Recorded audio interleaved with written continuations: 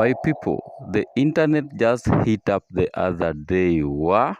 It literally broke up. Reason?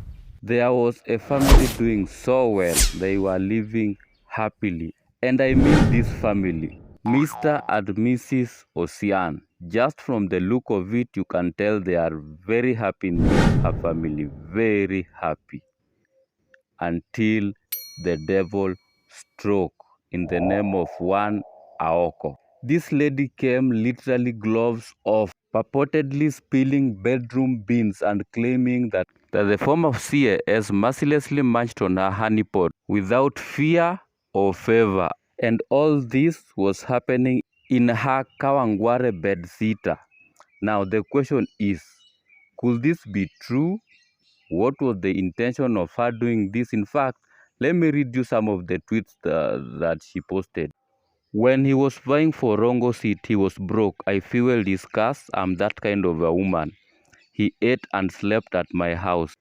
I him daily. And yes, Dume dear me. Osiani spreads legs. Oya wee. I was unconscious 50 times. Now, on this one, I'm not sure if it's 50 times in one sitting or should I say one sleeping. 50 times in one sleeping. Or is it spread across all the meetings? But if it's 50 times in one meeting, then that automatically makes David Osiny our Secretary General in the next men's conference. She continues by saying, Osiani came to my bedsitter pale coast Kawangware, made me cry as usual, ate my pony and I was gasping for air.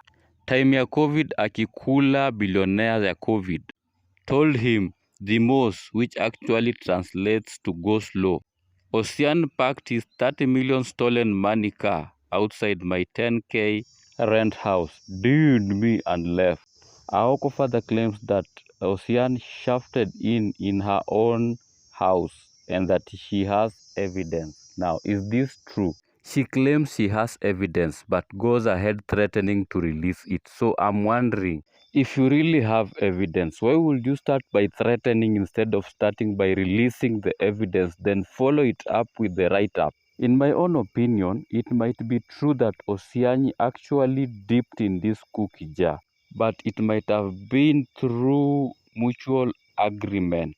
It might have been willing borrower, willing giver. But again, maybe something they agreed did not go right, so they have decided to anika each other. And the lady is going out bitter and frustrated.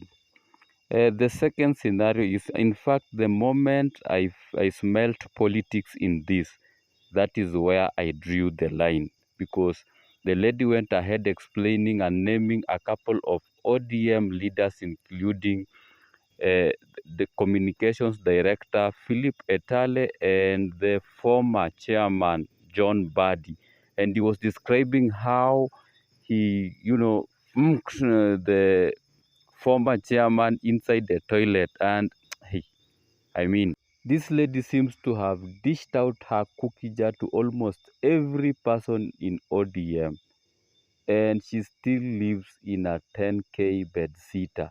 How? Hey, how is that actually normal? I think I need to dig deep into this story and come out with actual scenarios. But as it is now, this lady might be undergoing depression and she needs medical attention as quick as possible. Or what do you think?